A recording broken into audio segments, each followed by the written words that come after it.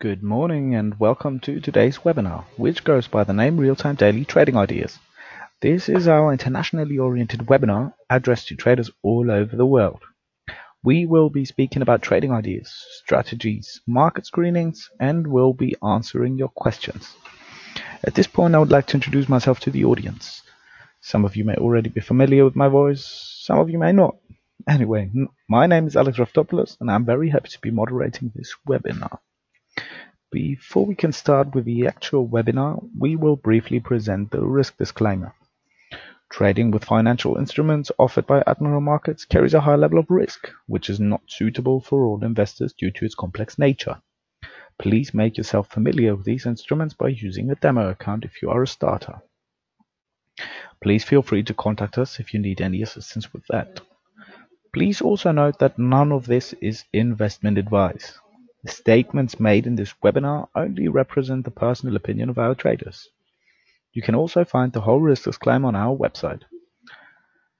Here you can see the schedule for the week. Today it's Dirk's turn.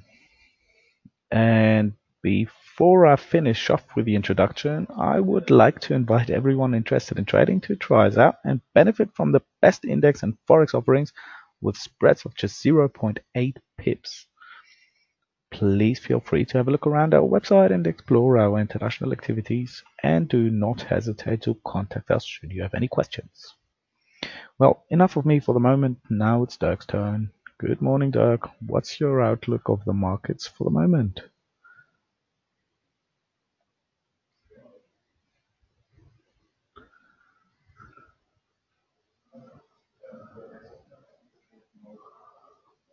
Okay, now I got my voice back here at the system. It said, good morning, guys, and hopefully you are already able to see the screen. And yeah, let's check out what is going on with the German leading index at DAX.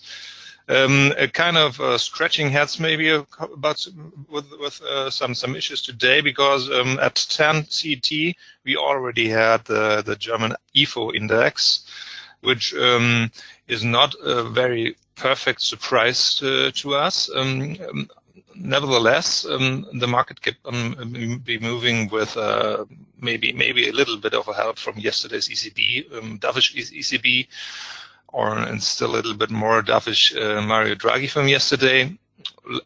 However, hovering around those 11 to 55ers right now, checking out those IFO numbers for you again. Hold on a second, I'm just checking that out on my screen here.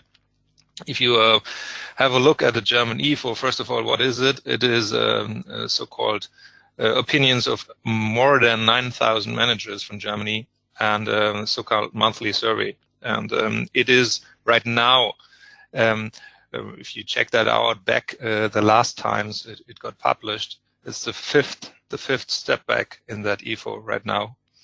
And from the points, it's the deepest situation here for the IFO since February 2016. So just saying that, in combination, if you look at the number of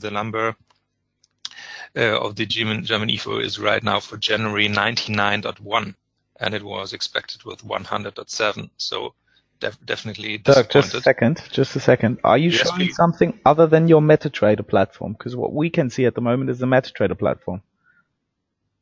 Yeah, that's correct. That's correct. I'm just talking about the IFO. No, it's no problem. Sorry. No problem. The thing, but it's good that you remind me, because I wanted to show you that board with the resistances and the EMAs as well in a couple of seconds, of course. The thing is just I'm talking about that because yesterday's ECB gave us the impression that this more dovish ECB could help to step up the DAX more, and that's what happened exactly. And it could go on. Looking at the supports and resistances from today, nothing, of course, but at the next step ups, we talked about the etc. DAX gaps the last sessions as well. And if you see those ones here from December 18, you got the next step up to 11 to 66 or 28, which is already touched. And you got the same next target from the gap from the 3rd of December to the 4th of December, and that one would be 11,442.19. So we are talking about XETRA DAX gaps, of course. If you check that out, the last gap here is closed. We talked about last week. And if you look at the future DAX, there is no gap left. So just to be just on the correct side to show you guys both XETRA DAX and the future DAX March contract 19 right now. Okay. Talking about this, the rest of that fundamentals from the EFO, and if you looked at the same stuff from yesterday's German economic numbers, you see the purchasing manager indices coming in really bad, and a number of 49.9 means it's a contraction. This is nothing like a growing number.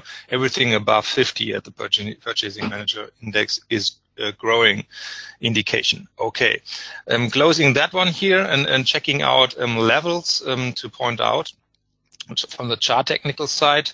If you check this from the last high to the last low, you will be seeing a couple of levels in direction to this last, let's say, you're closing all these kind of XETRA gaps. Checking out the lines here, horizontal lines, just marking them. The first target from a bigger point of view would be this 11,570. I'm deleting that one here as well and doing it from the 4-hour perspective, and of course checking out the last high here as well with that low. Maybe doing that at the 1-hour chart and trying to make it more visible for you guys, and going to the low here. Let's check out if that is correct. That's the 1104 and that's the 1105. Yes. Oh no, here there's another one. 02. That's the correct one. Okay. So if you see this is kind of a moving of let's say winding up to projections to the upside here. We are getting closer to these levels I spoke about, where one of the last open XETRA gaps in direction of 11,442. Let's just control that one, 442.19, right? Which is very close to that level here, which would be a nice, let's say, target to the upside. That's the one, just marking it with the blue trading box here. And of course, if you look at the current XETRA opening from today, you might be not seeing a gap, of course, here in the chart, because it's a combination of the future DAX and the XETRA cash index. And if you see that at the XETRA DAX chart, you will see that we have a high, yesterday's high of 11,149.32. And to today's opening has been at 11,149.32. Sorry, let's just check that again. I just combine the numbers again. 1 second. It has been 11,149.32 yesterday's high, and this morning's low has been 11,218.35. So there's still a gap, and let's just mark that in the chart here as well. So that is 11,149, which would be around this old blue trading box here in direction, and which is coming quite close to the 61.8 level, which we see here. All right. So it would be not kind of wondering if you just step back down there and just to take a new load up to the upside. So it won't be a surprise. Let's say it that way. All right. That is the short overview for the German DAX this morning. Let's see what is happening to other, let's say, trading goods we talked about a couple of times. I spoke about the loonie, about the US dollar versus the Canadian dollar. And as you maybe remember, I drew that chart a couple of weeks already ago, and I marked that one with the blue trading box with that short, and just indications for the move. You see the red arrows to the downside. And I marked this green arrow the last week as well here, because I was convinced that we have something like a support around the 61.8 level here, which is around the, let's say around about 130-150s. So now we did this move, as we said, we did this move back to this 50 retracement and to this longer term 100 FIB retracement. And now we are going back down, possibly in direction of the 61.8 level again. This is why I open a slight sell order here at that 133.25ers to 133.30s around here. And the stop loss level is quite close to that 133.70s, which is around that 50 FIB, the 100 FIB combination, like a cluster, Fibonacci cluster right here. And of course, if you look at the last highs, you see the candle from yesterday, which has a high of 133.74.6. So that might be something like another way of finding, or let's trying to find a stop loss level.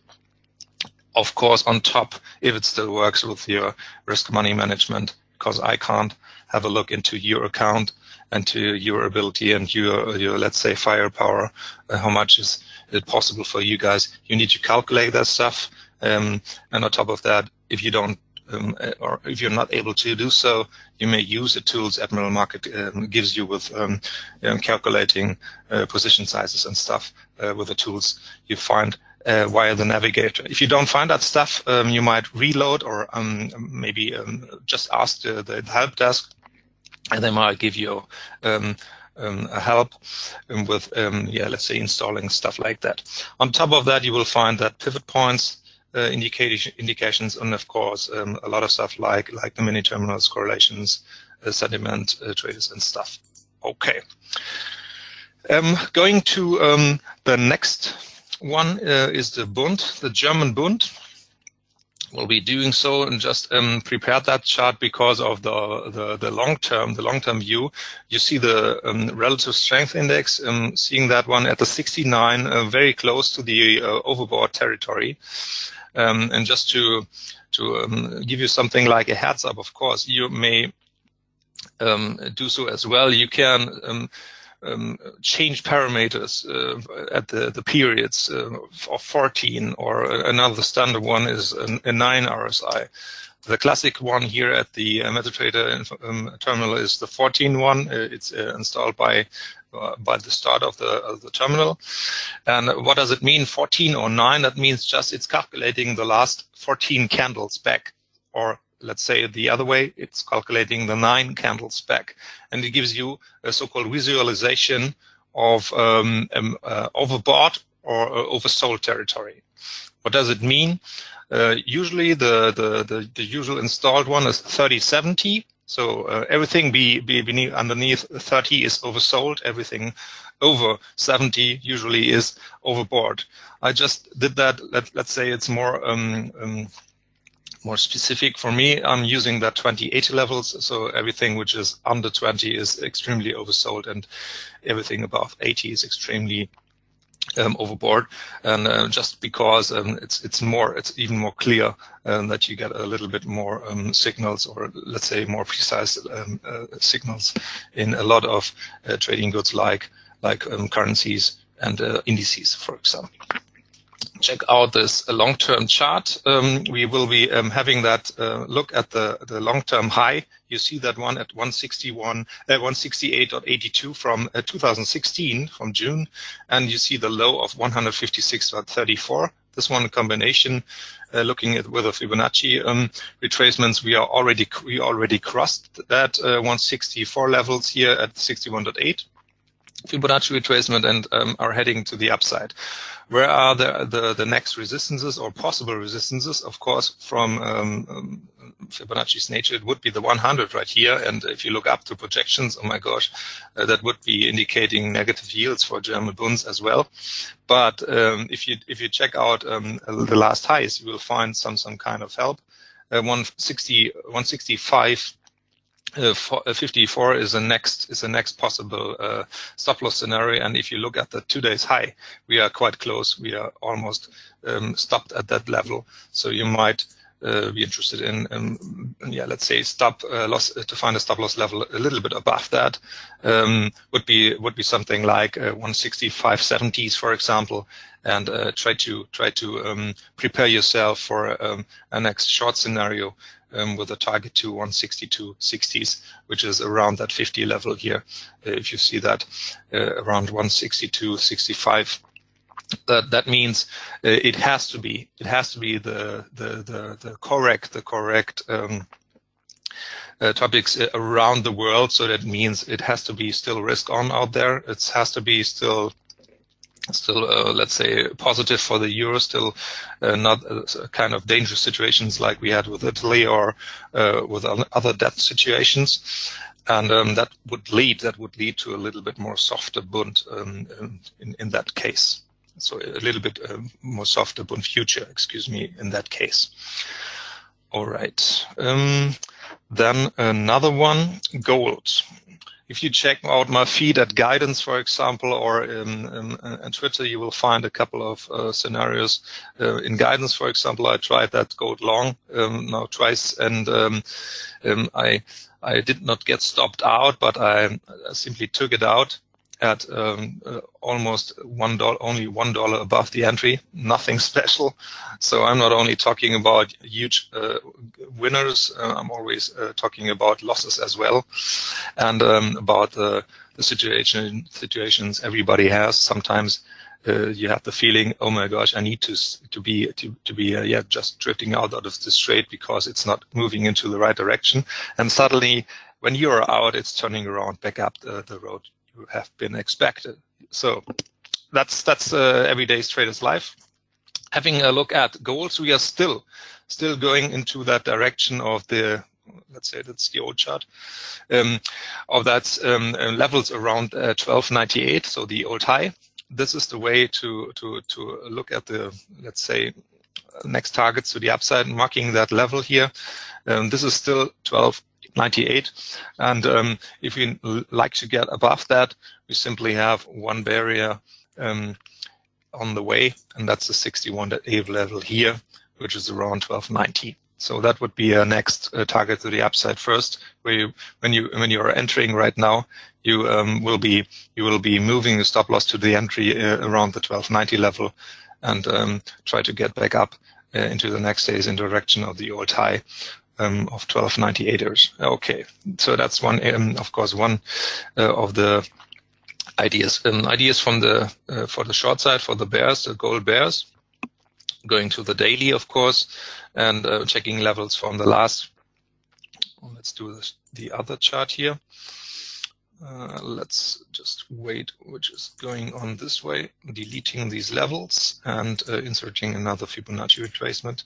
Analysis from the last low here to that upside, deleting that horizontal line here, and seeing the first target for the bears in the direction of the 23.6 level, which is around 1266, which would be another opportunity, of course, to re-long at this level. So there are two ways, of course, stepping right now into the direction of the old high of 1298, or just having patience, waiting for a little bit of a setback in direction of 1266. All that kind is, of course, happening with the euro-US dollar rate. If the dollar is getting stronger, like we saw that yesterday with it dipping under the 113 level, then of course commodities and especially precious metals like gold and silver are tanking, going back down, just because of the strength of the greenback of the US dollar. Going to the euro-US dollar, of course, we'll talk about that one right now. So let us just check out that levels of possible interest. If you have a look at the daily chart, opening that with a wider perspective and just checking out the last levels, which are still valid.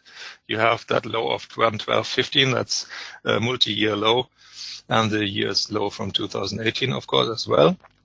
And the last high at 115.70, and a lot of these hovering around like the last days here has been in effect at the 61.8 level here, which is at 113.51. And now we got underneath that. So you can call me crazy why you should be going long at the euro right now at this time. I did it yesterday. You will check that out at the Twitter feed, FX Dirk as well. Just entered at 113.00, and the exit was already at 113.13 with a half of that position, and let the rest of the position move the stop loss to the entry, and got stopped out directly at 113, a little bit underneath from yesterday. You see that that is the way you operate, but of course you possibly are not winning the whole pot. It's going up already 20 to 30 pips, and maybe still going back to the 61.8 level right here, back to 113.50s. Just in case when you're not long right now, you maybe have patience going in that territory to the 61.8 level to reshort it, going back down again. So that would be a strategy just to follow through. And check out, of course, the old level, which would be the target for bears, still 112.15. So if you check out those projections to the downside, we do so as well. We just have that 138.2 and 161.8, which is already sub the 110 marker. One special as well for the other markets. Let's just check out the pound. Did I open a pound? Yes, I did open the euro pound here as well, euro GBP. We are at the RSI level here at the daily sub 30, so oversold territory, and as you see that two days needle already. We tanked in direction of the 86.20 level, and if you check out the let's say the older chart and going back down, you find lows at 86.20, 86. Let's just see, why is it not working? 86.27. And that might be another hint that this market tried to catch these stops around this level here and going back up. So possibly, of course, it's just neutralizing that oversold territory right now, but it possibly is a nice target to the upside. A longer-term Fibonacci is at the 0.8730s. Will do so if you check that out from the very low, long-term, multi-year low, and going to this last high. Is it this way? Just check out. Yes, that's the right candle, and I'm just marking that 23.6 level here, and we are quite close to that 87.50s. And if you check that out the other way around, long-term, really long-term, going to even to a monthly chart. Of course, this is a long-term analysis. It's just not every day's trading, of course, but it's simply giving you a little bit of a hint why I'm talking about a special marker. Just changing the color so that we don't get confused by these two Fibonacci analysis. All right, so now just deleting that one here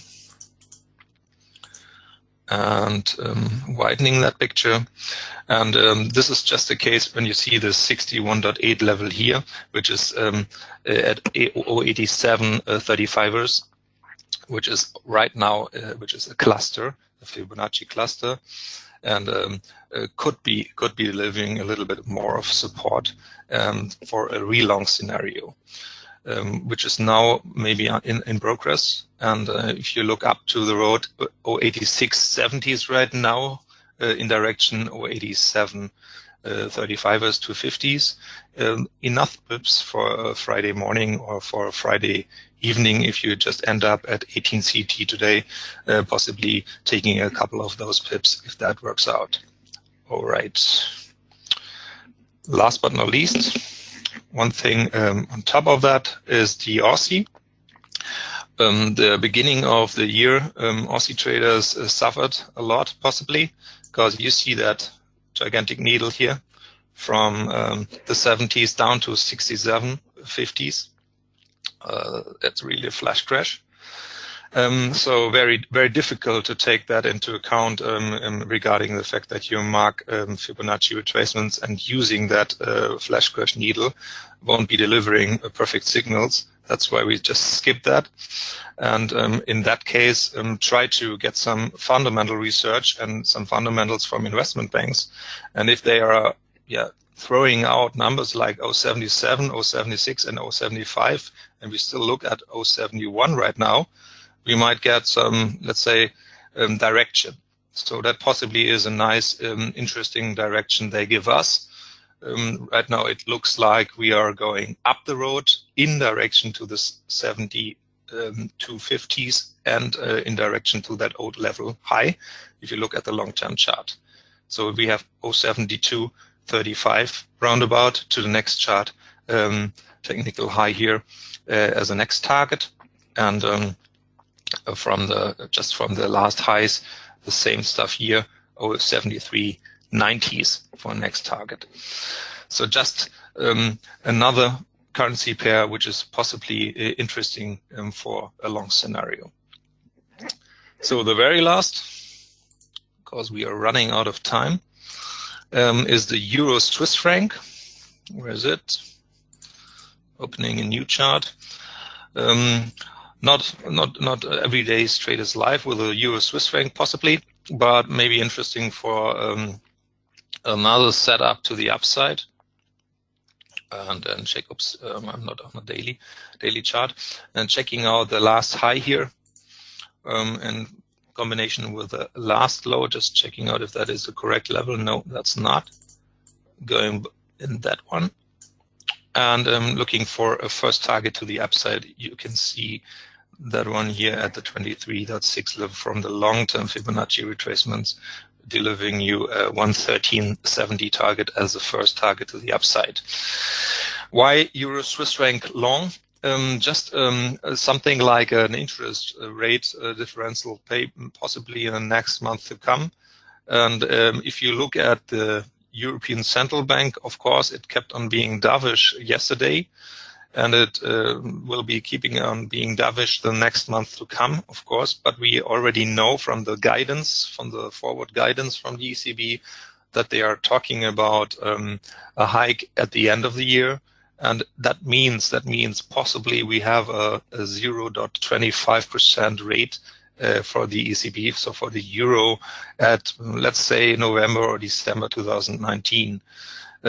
If you look at the Swiss franc and at the interest rates in Switzerland, you will know that these interest rates are in negative territory, still hovering around this 0.75 negative territory, and you might be convinced that this Swiss guys won't be hiking rates in direction to zero the next month or into the whole year 2019, just because of the situation with the Swiss economy, because they don't want to be dragged down like the Swiss franc around a direction to parity again, because they just simply need a little bit more softer Swiss franc for their industry.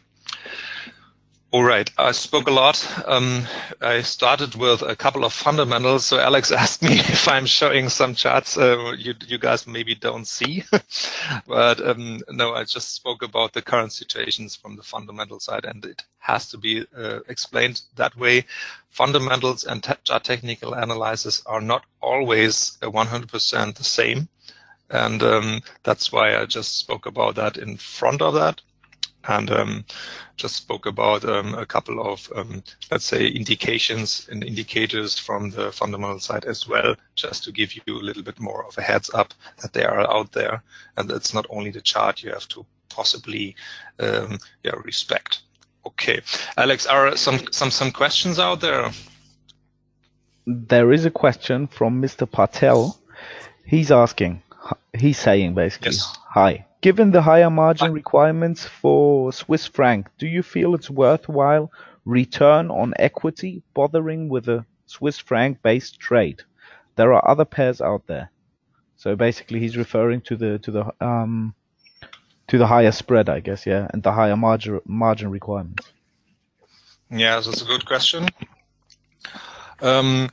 I think just from the current perspective, looking into the next week, just in case we have a non-event at the Federal Open Market Committee, which has of course nothing directly to do with the Swiss franc, but with the whole currency, let's say, with the whole currency scheme, that we might be getting dragged up the road in direction to this 113.70s. Just because when the market still keeps on being in risk-on territory, it might be worth it. On the other side, I won't be stepping into this trade just for one day. This would be something like a longer-term trade, in direction maybe for a couple of weeks.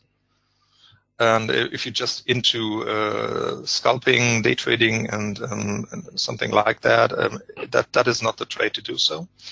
At the swing trading, or let's say position trading, that would be a trade for next week's or a couple of months to come. That's the only response I can give in talking about the Euro Swiss franc here. He's continuing with another question about the cable. Yes, he's asking if it's going to hit the 1.31 mark today. Cable. I spoke about EURUSD, and I didn't. Well, let's see. Just check out the market watch here as well. Where's the cable? Jesus, where did I put that one? Totally escaping here, is it? Chart window. Daily. And checking out the last low, last high. Let's just check out if that is on the 4-hour.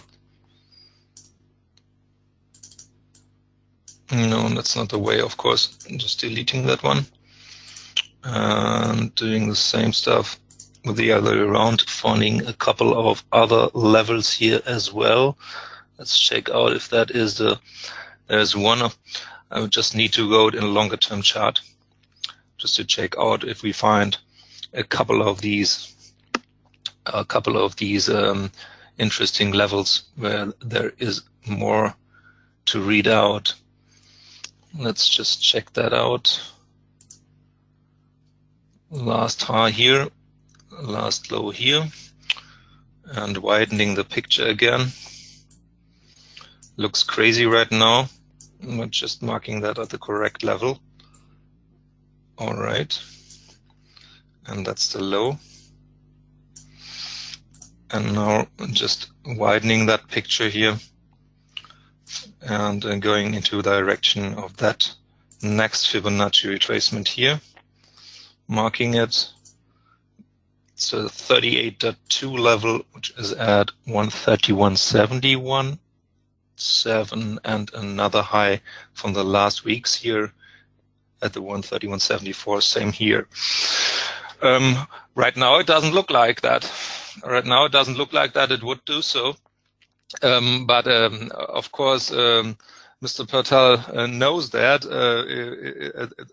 around all this kind of a Brexit discussion and all about around this surprises that can possibly happen into the next hours and even to around the weekend, it is 100% possible that we will see on the one side a pound going into direction 135ers and above, if everything is going to be getting solved, and of course the other way around to see new lows in direction of 124, 125, and underneath that.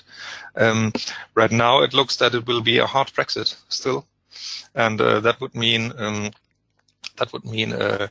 another dive to the downside. The only thing, and I say the only thing, which is just helping is just a possible look into the future of interest rates. And if you look into that, let's say projections, you will see that the pound sterling might be getting a little bit of a lift from the interest side, because they are talking about lifting it from 0.75 to 1 and 1.25 in 2019. So let's see if that happens, but that would be positive for the pound and would be giving more help to the upside. That's the only thing I can say just from my opinion right now. Great. That's a good answer. But we're actually running out of time. So if you want to say goodbye to the listeners, please go ahead. Yes, of course. First of all, one thing I totally forgot to deliver was the point about next week's issues. Of course, we still have earnings season, which is very important for the leading indices like the US indices, and of course the German or the rest of the European indices.